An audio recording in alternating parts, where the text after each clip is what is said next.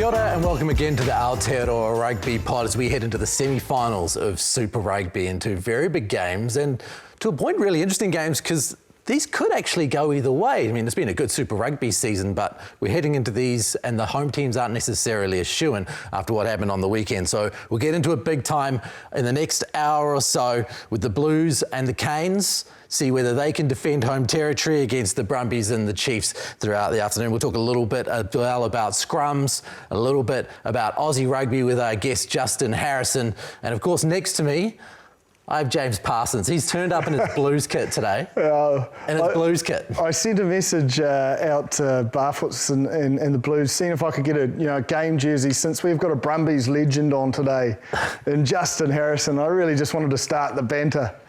Yeah, well, mate, you haven't given me heads up there. I noticed that they've given you a larger man's size, I would expect, from your.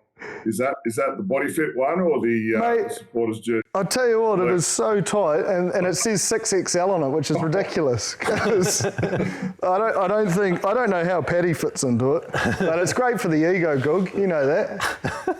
Yeah, well, I'm sure you're going to need someone to help you get out of it by the look of it. No. The Blues looked after me very well. Yeah, very nice. So, indeed, joining us in the screen, Justin Harrison. Of course, plenty of games for the Brumbies over the years, 70-odd games for the Brumbies back in the day. A few for the Tars as well. We'll probably talk a little bit about the Tars later on, because that was a year. And then, of course, plenty over in the Northern Hemisphere. These days, Justin, though, you're a commentator for Stan Sport and also involved in the Aussie Rugby Players Association. So tell us a little bit about, I suppose, your journey from playing into looking after the players. How did you end up there? What took you there? Wow, yeah, it was. Look, I'm a proud product of the game first and foremost. Stumbled into the game at 19 and was lucky enough to sort of time it with professionalism, really, and had a sort of 17-year career as a player. Bounced around Europe for a little while and just became pretty interested. I did sports administration at university, was lucky enough to sort of get through a degree while I was juggling playing, and just got a keen interest in trying to provide a framework and a relationship for players as they navigate through their journey and through their lifespan. Young men and women now coming into the cauldron of professional sport are exposed to all sorts of risk and adversity that's quite often, a lot of it's out of their control.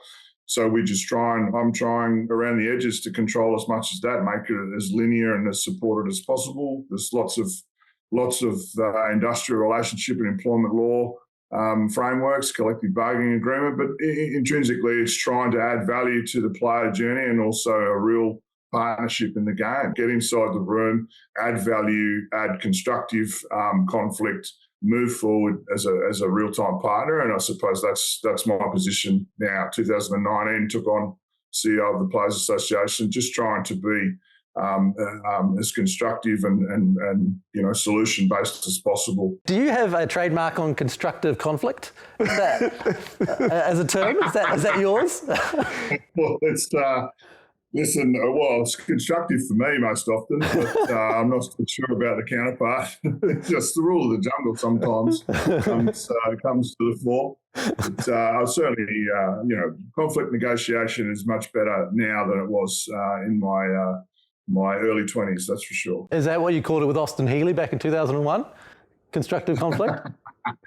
Well, let's see, that's just smart conflict. You just pick the smallest bloke on the field. I was never, you'll never see clips of me picking fights with John Alomu, Jerry Collins or Zinzan or any of those boys. Lucky Spotha, that you can all have them. I was happy to zero in on Austin Healey. He's difficult to, I was quite often used at lunches, isn't it? He's difficult to ignore, Austin, but it's worth the effort as well. So he's no friend of mine, that's for sure. We get absolutely berated for using nicknames on this show. So I'm interested, I just realised I said Goog before. How'd you get the nickname Goog? We get curry for using nicknames as well. It's very strange. Goog is googie egg. It's a colloquial term, bad egg, googie the bad egg. I was a little bit, I wasn't so wordy with my conflict negotiations at an earlier age, and so I had a bit of a very, very short fuse. dipper. So I arrived at Tuggeranong Vikings Rugby Club, second year of my embryonic rugby career in 1994, and went out for a night out with the boys. They would welcome me. Next day, we're sitting back again at the clubhouse, having had a reasonably active night out, and I had a few disputes with a few people along the way, and they just sat around and said, "Look, what are we going to call this bloke?" And someone said, Googie the bad egg. Everyone sort of sat and no one said a word. Everyone sort of took a sip of their beer, put it back down, and from then on, I was called Googie. Just, as you know, mate, you don't have a say in your nicknames, No, but that one stuck with me, yeah. I saw an awesome story, and I don't know if you want to relive it, but something to do with your World Cup medal 2003. You did one with Stan Sports and your boys, and I just thought it was such an amazing take on where you were in your life then as a player to where you are now. Yeah, mate, that was quite a interesting story. Well, for me anyway, because it's quite personal. But yeah, look, 2003 clearly well documented. We lost the World Cup.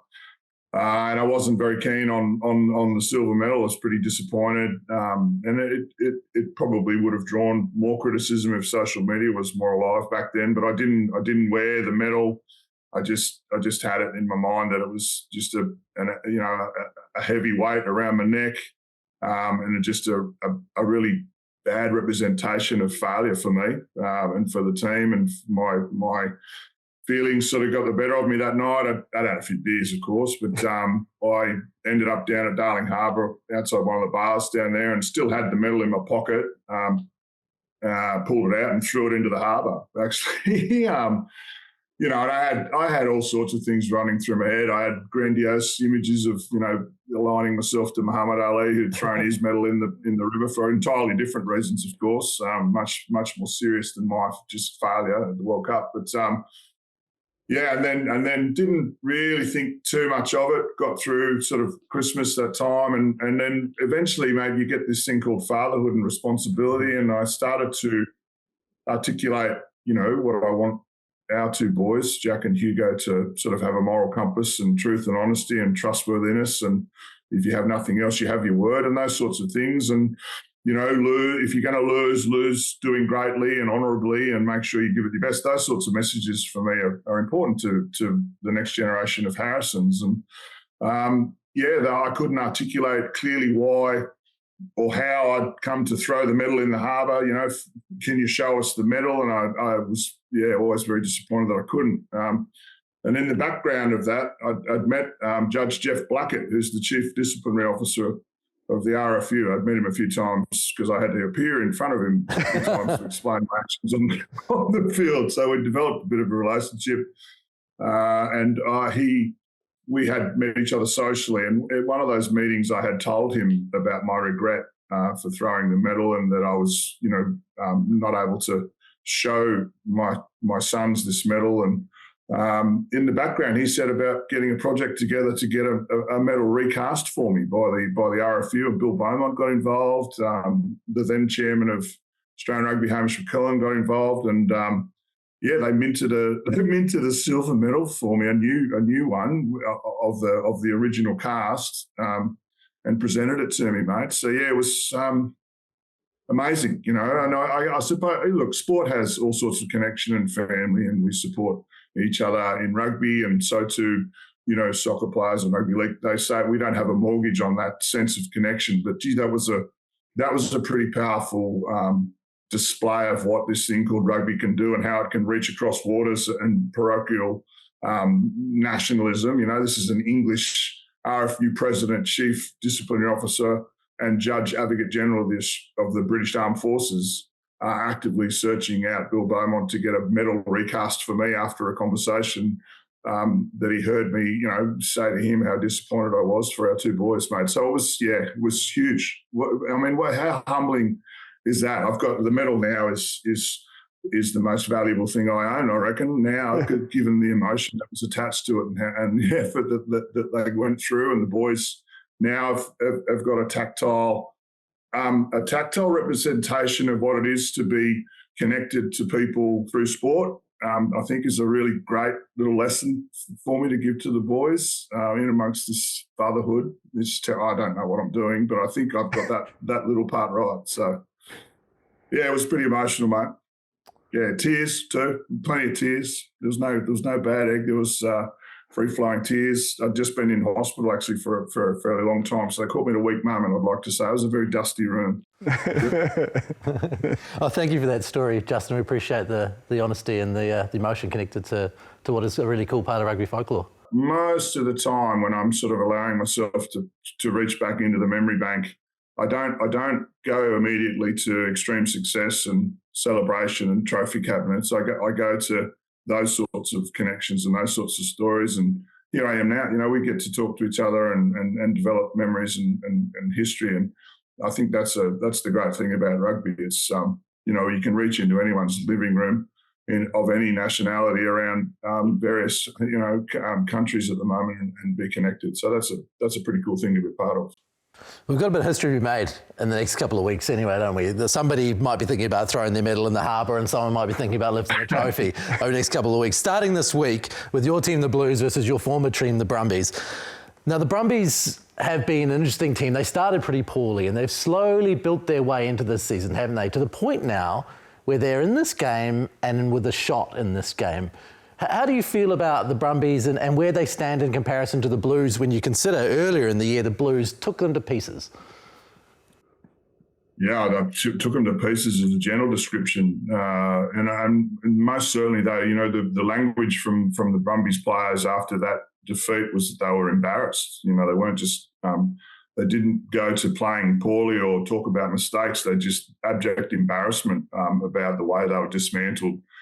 You know, that gives us two indications. One is that the Brumbies squad is still as strong and connected and knowledgeable. It's going to play a certain style of game to put you under pressure, but they haven't had that consistency or that platform of building into a campaign. They've had some peaks and troughs, which has been surprising for the Brumbies. We know they're the most consistent Australian province at the moment. But they've coupled that with some very low performances, which are uncharacteristic. I think Stephen Larkham's, you know, some of his team selections, he's made several changes on a week-to-week basis and moved blocks into flanker, and his 10. Noah's been in and out with Jack Depassini.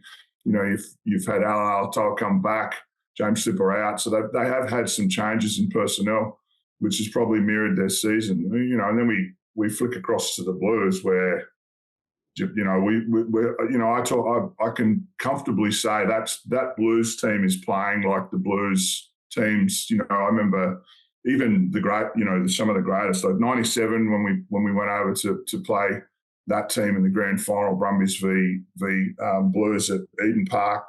You know, Zinni was captain. That was an amazing team. Then you go, you know, 0203 with the Xavier Rush, Ali Williams, Blues, like that. That's how good this group is at the moment. So they are.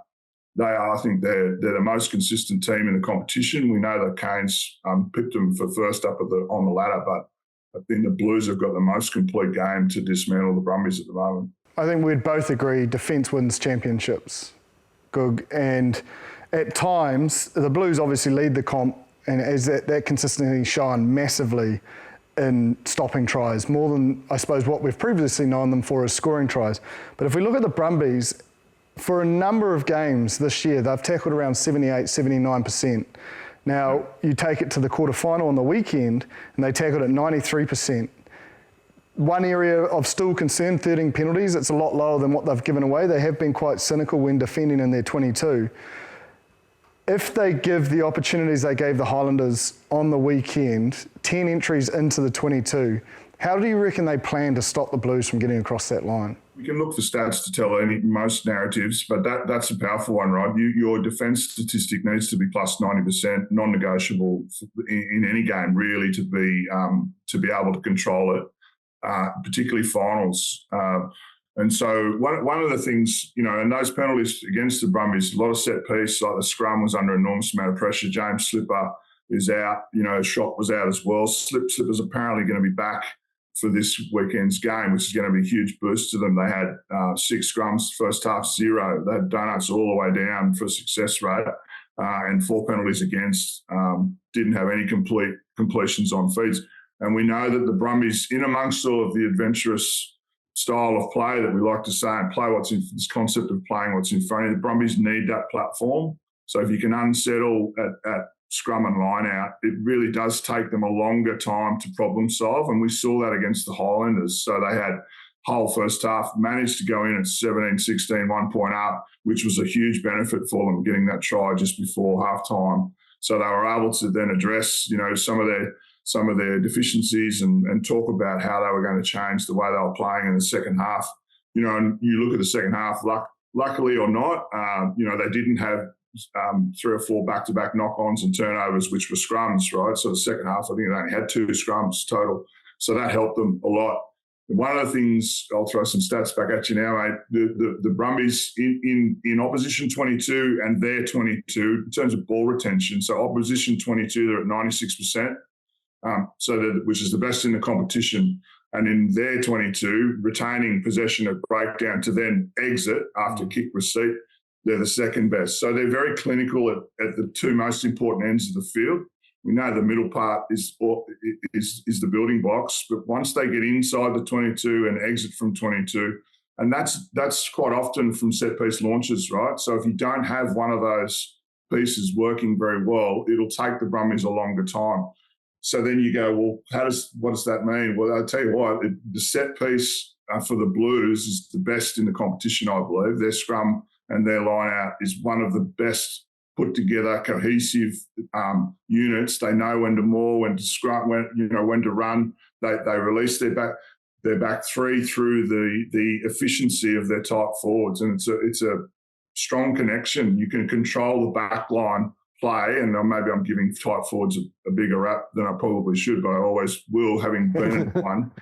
Not often we can get our hands on back 3 players, right? But we can influence the way that they can play by what we do at set piece, right? It's a bit of Captain Obvious, but that's the way that the Brumbies will need to approach it. They'll need to not have parity. They need to have ascendancy in their maul. Certainly, more defence is going to be tested, and absolutely, the left side of scrum.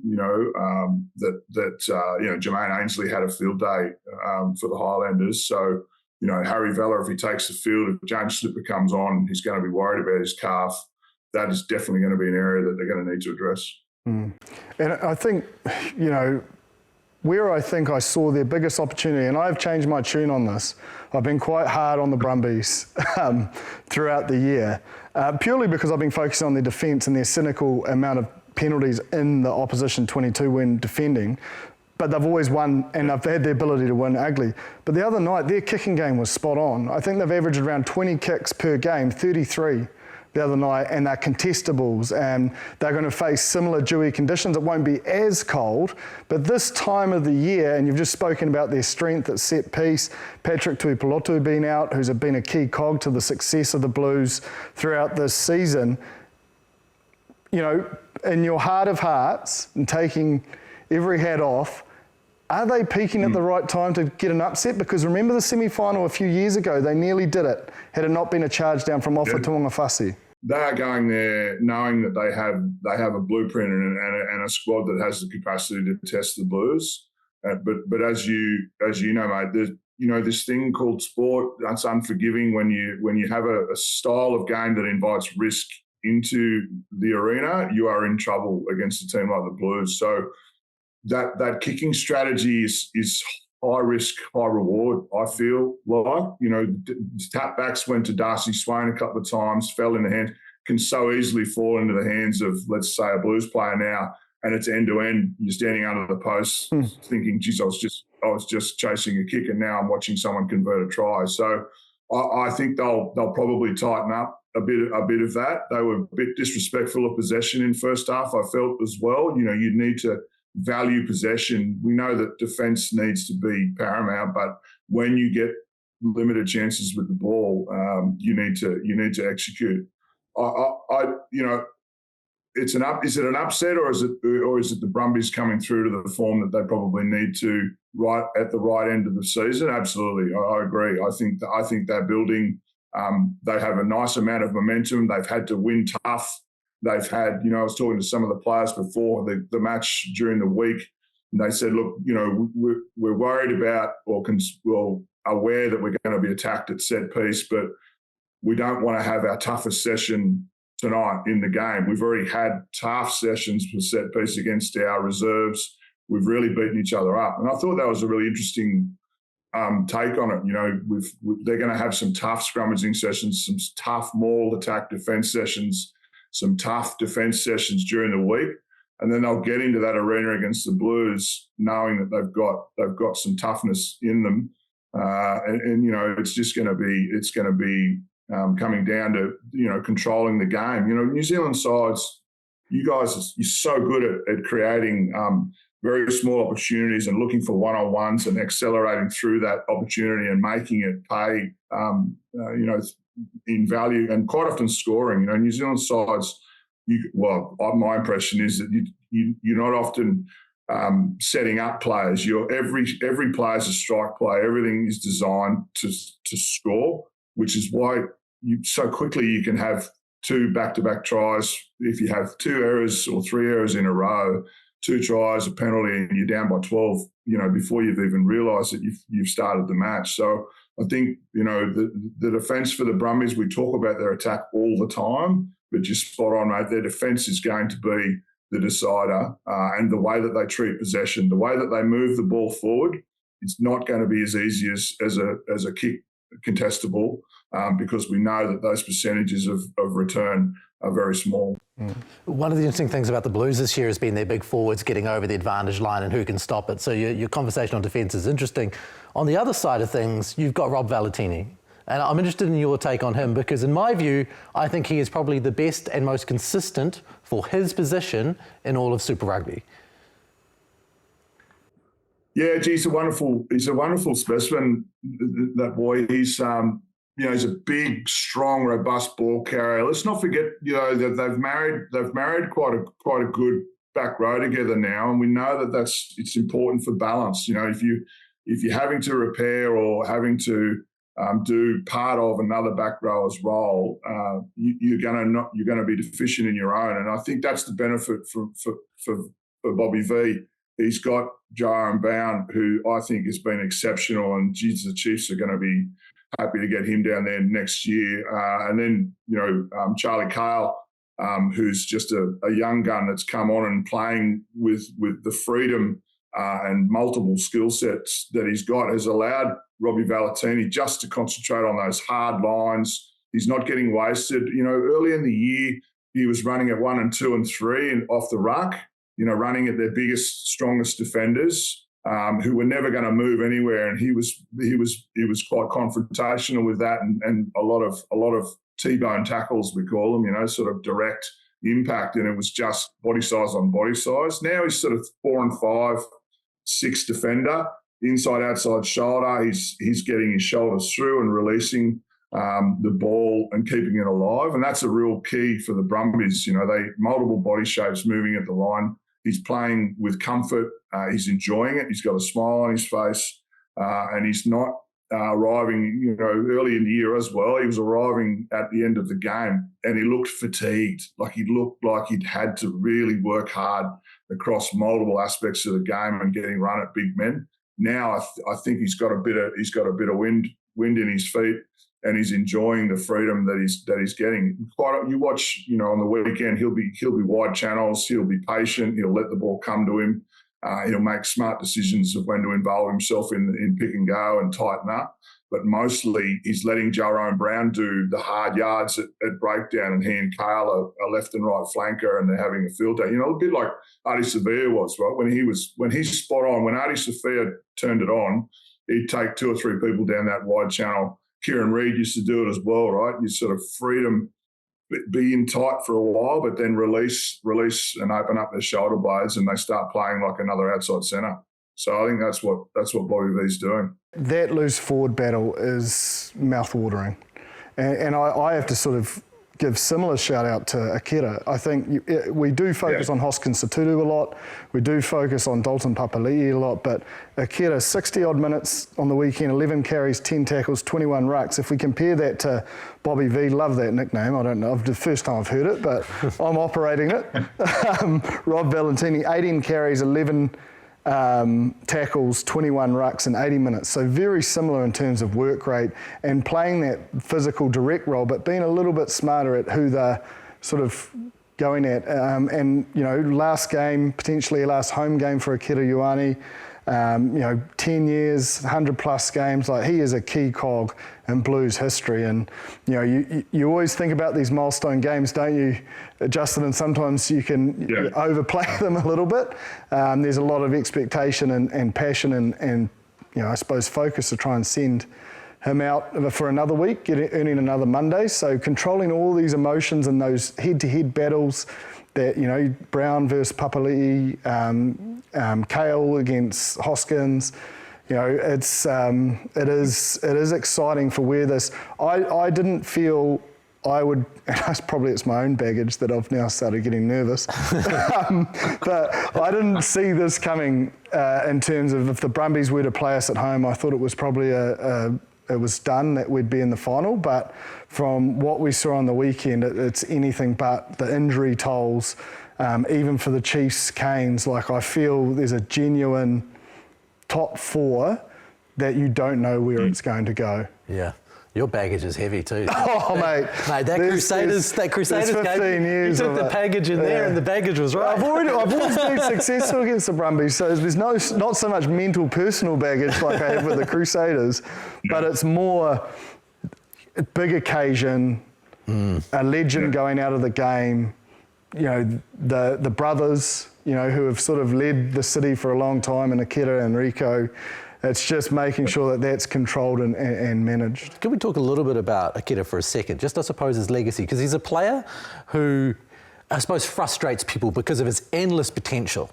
You know, so many people thought he would be an All Black till the end of time, and it never quite happened. Can you talk a little bit about the legacy he leaves at the Blues, what you've seen of him behind closed doors, and what's made him such a strong presence within that squad? Yeah, I think he's really unfairly misunderstood, to be honest. Like, the guy has come in straight out of school, like, you know, 17, 18 years of age, he was training at the Blues with myself. You know, he had a run in his first year. I think he fended off the honey badger at Eden Park and sprinted, you know, 50 metres, and everyone was like, whoa. And from then on, everyone just expected that to happen. Like, Super Rugby's not NPC, and I think there's a big gap between that, and Test match footy is not Super Rugby. And you're not going to get as many opportunities as we probably saw early in his career when he wasn't known. But as you'd agree, Justin, once footage is found and you do the understanding of their intricacies, it becomes a lot harder. And he's developed and he's changed his game, and he's, you know, the one thing he's been impressed me the most is he has held his head up when, you know, publicly scrutinised by All Black coaches and, you know, publicly scrutinised by people that, you know, have never set foot in the field, and he's taken it all on his shoulders, and he's just kept to him. He stayed true to him. He's got a great family network and support, and I'm extremely proud of, you know, his journey, because a lot of people would pull pin and go to Japan a lot earlier than he has. This city means something to him, this club means something to it, and what you don't see behind closed doors is how much that means to him. Yeah. And I think that's the most impressive thing, is he's put the bit between his teeth and he's proved people wrong. He has been an All Black, and he's had some great moments in the black jersey, but it's not a development team. It's a hard team to last in. You know, like, it's not that easy to have, you know, 50, 60 cap games like a Jerome Kaino. So where he sits, you know, I think he's definitely in the top 10 of best players that have sort of come through and had a legacy at the Blues. Yeah, been there a long time. It's not just the longevity though. Yeah. He's stood out when teams have been struggling. He's brought a maturity and growth to himself as a person, but as a rugby player, and he's shown the care and love for a city that he was born and bred in. And you know, between Rico and himself, man, that every time they talk about what Auckland means to them, what the Blues means to them, man, you can't but get, you know, hair stand up on the back of your neck. And I think he shows it in his actions, you know, not only during the week but game day. You'd probably add possibly rugby club to that list as well. Absolutely. And his parents are amazing in terms of what they contribute to the community game, and they drag those boys back. Everyone always talks about club rugby and community. They were always there. Mate, if Rico could and Akira, they'd play club rugby if it allowed them to do that. That's how much they love that Ponsonby club, and that's how much they love the game. And we always look for examples of this, or maybe we look for examples of where it doesn't happen versus maybe celebrating the times that it does. Another person who's really important to that team you mentioned before is Patrick Tuipulotu. Now, Justin, when you're looking at it from a Brumbies perspective, the absence of both the captain and the talisman like Patrick Tuipulotu, what kind of effect are you expecting that to have on this game? Look, it helps. It absolutely helps. You absolutely look around. So team performance, you look at how your game plan is going to manifest itself as a unit, and then you're going to look at how you can contribute best to that team with your 2 or 3 job descriptions. So as a second rower, I would have been acutely aware of the pressure that I was going to be put under by Patrick, and have to design a certain style of game, a call recipe for lineouts, kickoff instructions, how to move away from him, how to try and fatigue him, how to keep him away from static moments where he's going to just arm curl you in and spit you out. Like, just a presence that he has on the field for the Blues. And so calm. Like, just the thing about the way that he puts together, violent, powerful actions, but always seems calm and in control for a big man. That's a big skill. And, you talk about it, his mana through that team is going to be missed. Absolutely going to be something that the Blues, I think, and rightly so, will be a little nervous about. That's a big presence to fill. Just presence alone, let alone the things that he does. He's one of the most active type forwards in the competition. He's down, up, off the ground very quickly in the line. He carries well. He's good above his head in the air, which is often forgotten skill for second rowers. We're asking them to move around the field and link pass and clean out and tackle, but there's also finesse in the skill that you need to bring, and to miss that. I think that it's not the end of the section for that tight forward pack, because that's exactly what they'll do. They'll galvanise around each other. But I think that's something that the Brumbies will be pleased about. That's for sure. I think the one positive out the back of that, and I think Coach Vern Cotter, Paul Tito, and Greg Feek deserve, is they have rotated this squad all year. And I think that's for moments like this. This is, I think, Paddy had a big injury in Japan pre-season, and he was out for a long time, and it meant other guys had to step up, not only in terms of that locking position, but as leaders, and I think we saw the other night when he went off, Dalton really stepped up, so did someone like Hoskins, so did Rico, so did Akira, so these guys are, I think they're well placed. Previously, with Blues sides, you see quite a consistent selection method. These coaches have really flipped that on its head. And at times I was like, man, why do they want to lose that flow? And I sort of questioned it in my own head. But I said to Vern the other night, I think that's a big point of difference. If they are to go on and win this game and the big dance, I feel that use of squad depth, and if you look through history, the teams that have won it have always rotated. And it takes a bold coach in the first year to do it, I believe, because he's utilised a lot of young men. Yeah, just listening to you articulate that, the Blues rotation, absolutely. And I probably would say that the Brumbies are actually quite similar too, aren't they? Stephen Larkham sort of spun the chocolate wheel a couple of times, not because he hasn't known who to select, but he's definitely looking at different combinations at different times. Even the Hooper Frost, Swain, Caden Neville sort of second row, back row, trying to marry a right head lock to picking a forwards pack for specific games and modelling that, giving them clear instruction. That's fascinating, I think, as well. So you are going to have two squads of 23, 46 players there that have got healthy minutes across 1 through player 23 already. which just tells us that we're heading into a game that's going to be very tightly matched, evenly distributed in playing talent. And tactically is going to be fascinating. The kicking strategy is going to be fascinating. And Brumbies going to kick, contest the ball, which will have ball in play, which invites Blues forward pack and mobility in that big back row. Or we're going to kick long and out, make sure that pressure in the air for line-out time and try and limit the opportunities for anything else to descend into an arm wrestle. I think it will be a lot less aggressive due to the back three presence that the Blues have. Because I agree with Justin, man, a Mark Talea or a Caleb Clark catching one on the full and then trying to stop them, she's tough going at the best of times. And if you get that in a disrupted defensive line, you will end up under your sticks. So I don't think it will be as aggressive, but the other night it was seriously dewy. It wasn't as cold as it would have been in Canberra, but the opportunity for potentially contestables more off Noah, crossfield kicks, where you're going to have a strong line and you can sort of protect the clock in a way. You can sort of get guys in front of the ball or behind the ball and sort of work as a 5, are probably more attractive than going off 9. But you still got to catch it, and they prove to be effective. So I think we'll see a bit of it, but as we saw the Blues change their plan, they didn't do a lot of contestables against the Drua. They kept it low, looked for 50-22s and tried to play that territory battle and almost played a style that I thought said, we're in the finals now. You make the mistakes and then you let us be in the right part of the field and we'll have a crack. While you're talking about 50-22s, I'm hot on a new rule. I often get hot on new rules, Justin. Watching on the weekend, twice, kickoffs, obviously from behind halfway, or supposedly behind halfway, go out within the 22 and you don't get a 50-22.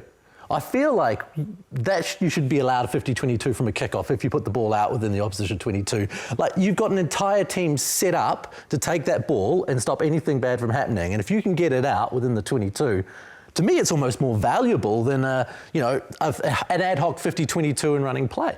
Yeah, well, I mean, Justin will know more than I, but the NRL have, if you kick it out, you get it back.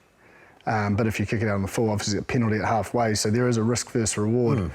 Similar in rugby, but you obviously don't get the ball back. But when it goes out from and if you've got a strong set piece, it is quite a big win for that territory game, because Justin's right, like the Brumbies are really good, but some teams aren't good at winning their line-out ball and exiting. But I like the idea, and I think the more innovative we can get in our game and the more, I suppose, excitement, it would add a different dimension. Justin, as a bloke whose job it was to get up in the air and try to stop that ball from getting into the wrong places? Oh, it's just, look, it's so important, isn't it? That third set piece we talk about all the time, kick receipt after you've either scored or to start halves. Very, very important to exit. And if the high risk, high reward, if you're going to change your kick strategy to try and find grass and then get it across sideline, brings a bit of extra jeopardy into the game. We've got this thing called a whole group of spectators that want to see tactics and variety and skill execution playing out on the field. So look, it's worth an examination. I'm not actually sure why you wouldn't be satisfied that that's a meaningful rule adaptation, because you either put you drop field players across the field in the 50 to spread them out to try and cover territory. You can't cover it all, so you open up. If you're covering that, let's say something else is open, which is the principle why they introduced it to start with, to have decisions around defensive patterns, whether you're back three or your wingers certainly are dropping back or up, pushing up in a hard line for defence, which opens up tactics for backlines. So, worth looking at. Let's go into the Chiefs and the Canes before we let you go. Obviously, we got two Kiwi teams in this one. You've watched them play a fair bit of footy this year. What are you seeing from those two teams? Do you think the Chiefs have what it takes to head to Wellington and beat them at Sky Stadium? Yeah, I think they do. I think if I'm the Hurricanes, I'm a bit worried about the Chiefs. They've they've proven week after week, we roll in with pre-game commentary and analysis, and we talk about D-Mac, and if you shut down him, you shut down the Chiefs. But every single time we come away going, wow, what about the other 14 players we didn't even mention? And they just create opportunity for McKenzie for sure.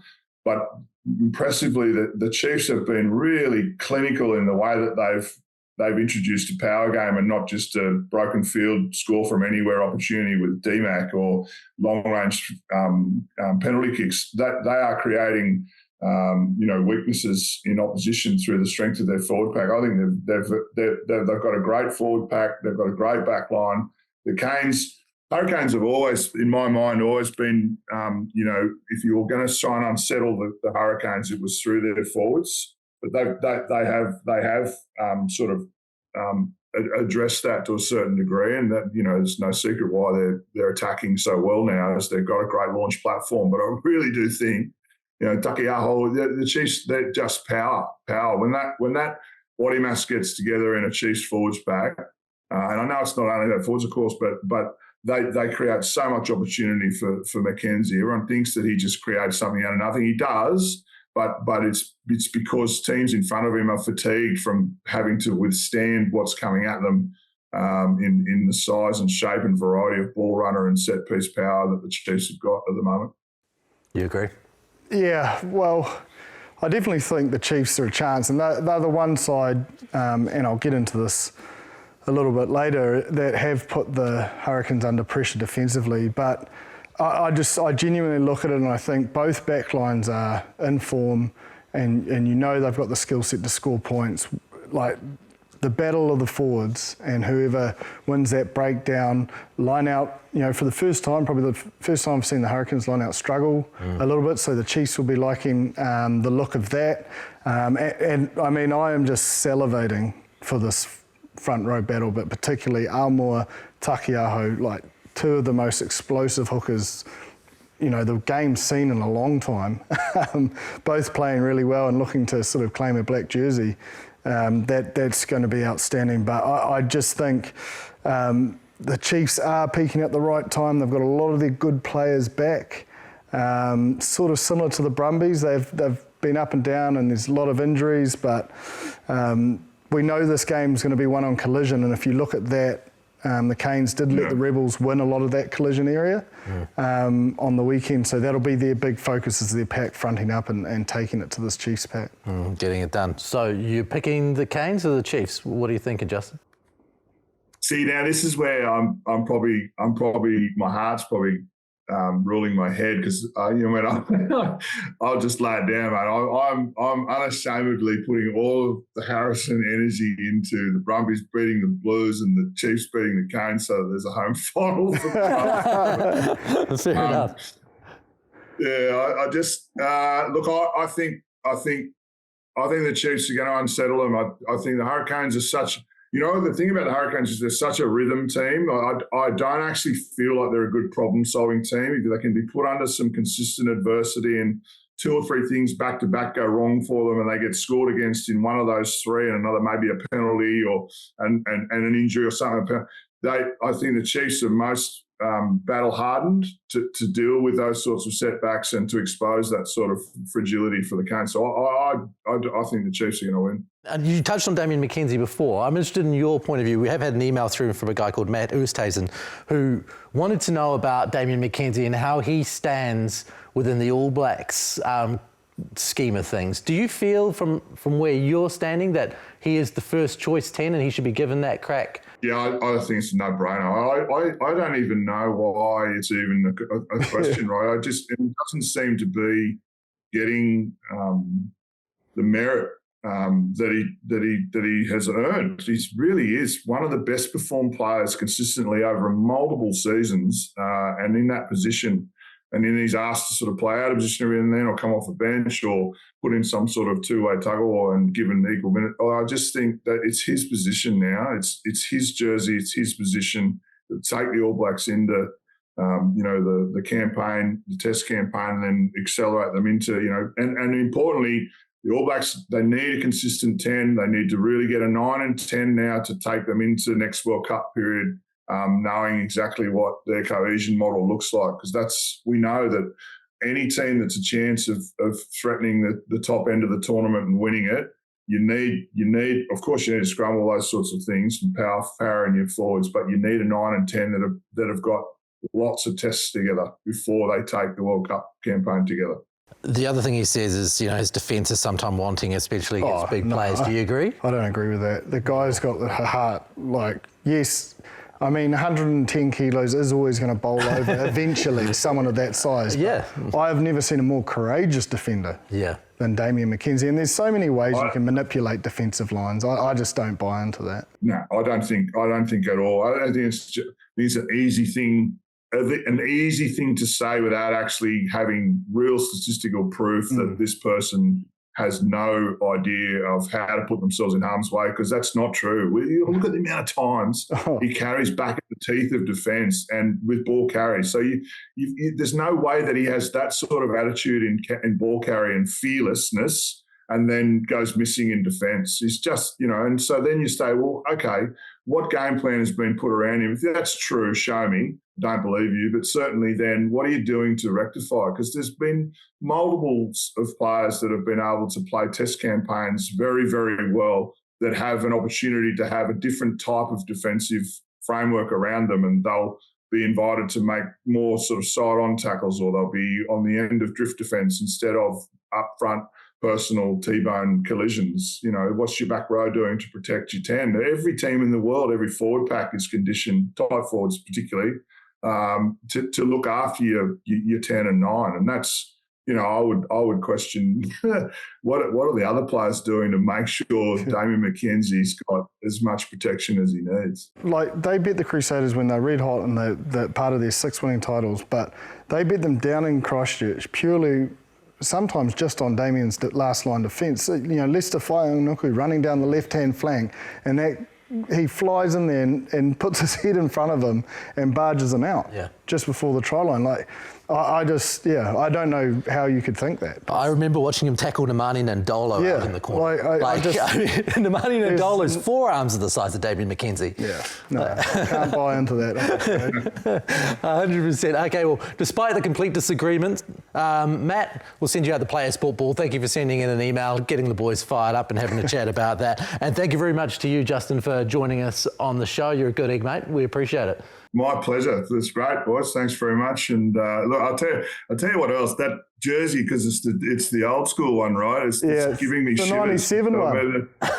The amount of times I saw that run past me, I never saw what the front jersey sponsor was. I just knew the number going, Paul Gadiri, and mate, it was just Sean Fitzpatrick standing above me. The Zinzan Brook. It's giving me not Michael Jones.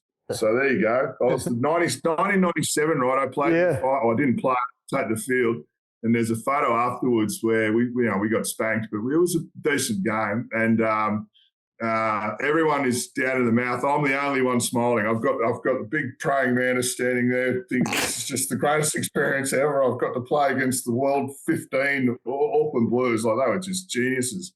But So there you go. Robin Brooke, what a crazy team. That Olo Brown was amazing. It was basically the All Blacks. Yeah, it was. Yeah, it was pretty special times. Anyway, rip in. Appreciate your time. Thanks very much, boys. Justin Harrison, eh? Character? Smart man. Oh, mate, character. He is just one of the funniest blokes, but a very deep thinker of the game. And I think you can see that with the way he sort of articulates his points. Speaking of deep thinkers of the game, Bryn Hall isn't with us this week. He's off in Queenstown having a great old time.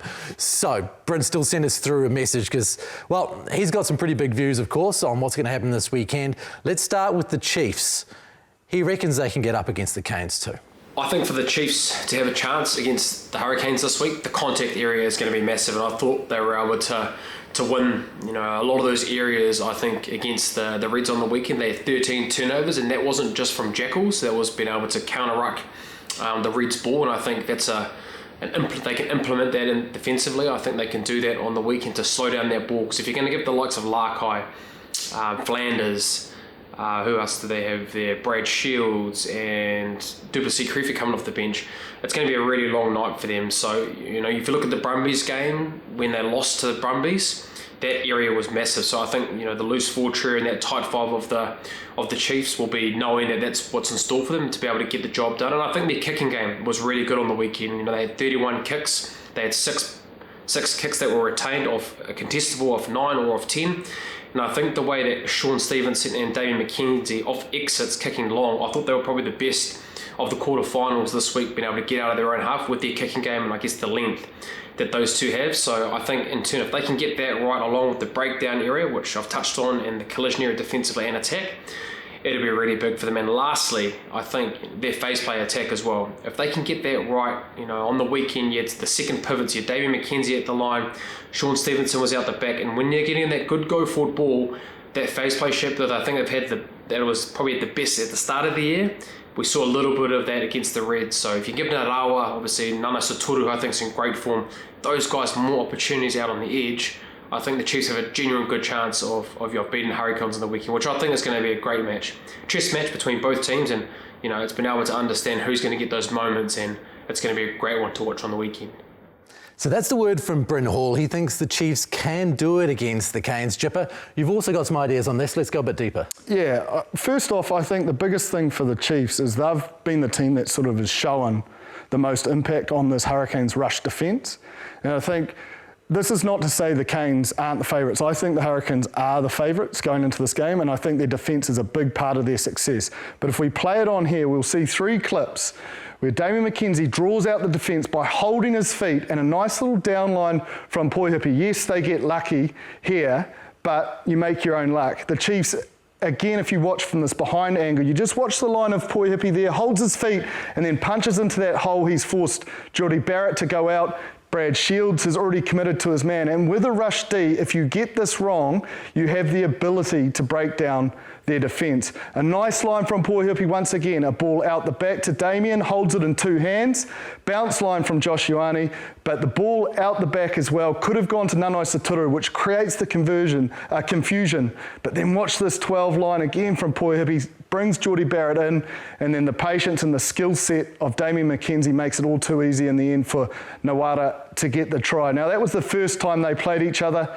Again, the Hurricanes got off to a hot start in Hamilton, but straight after the break, Selby Rickett keeps his hips square, which allows McKenzie time on the ball, a nice downline again from Luke Jacobson, but the skill of Jordie Barrett when we come out the back to bounce off and cover Poihipi out the back is the difference. But what we needed was Naholo to actually jam earlier on Etini Nanai Satoru. That hesitation in a rush D can be taken advantage of just like that. So if they can get again to the outside channels as they've shown all season, the Chiefs are a real opportunity to take this game.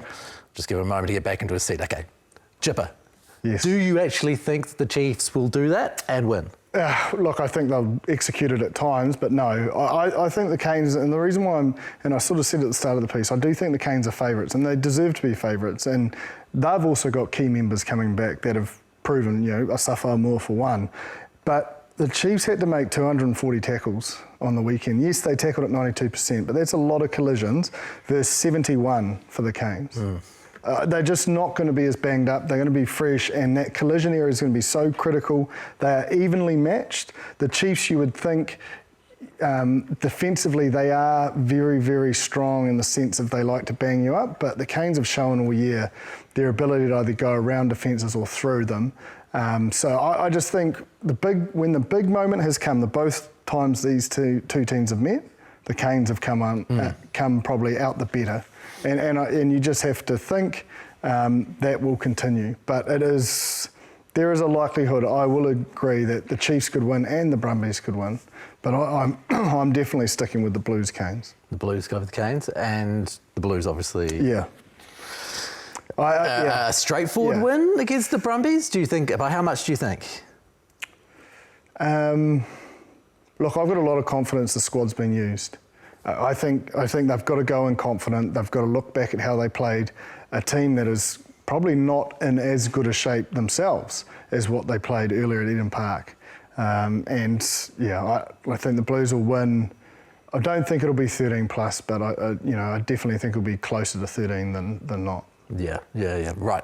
So, thank you very much for once again joining us here on the Aotearoa Rugby Pod semi-final this weekend. Next time when we talk to you, we'll know exactly who's in that final. We'll also be joined next week by the winner of our tipping comp, Nick, aka Canes in Exile, to give his view on what's going to happen in the final. He was a master tipper. He was relentlessly good during the tipping comp. Thank you very much for joining us once again. Of course, if you want to catch the show, you can catch it on all Sky Sport platforms, on Rugby Pass as well. Listen to it as an audio pod.